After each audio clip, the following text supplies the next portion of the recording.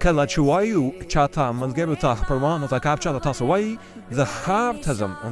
ته ځم دا جمله په الماني ژبه داسې وایو Ich gehe in die Stadt Ich gehe in die Stadt او دوستانو که چاته وایي زه په ښار کې یم مطلب تاسو راغلي یاستئ داخل په ښار کې یاستئ او تاسو چاته وایي Ich bin in der Stadt زه په ښار کې یم Ich bin in der Stadt دوستانو کله چې تاسو له چا څخه پوښتنه کوئ بس څو بجې راځي دا جمله په الماني ژبه څنګه وایو تاسو یې په کمنټ کې ولیکئ چې نو دوستان هم زده شي از دو څخه زده کړئ او تاسو هم زده شي که غلطه وي زه به تاسو ته په کمنټ کې لیکم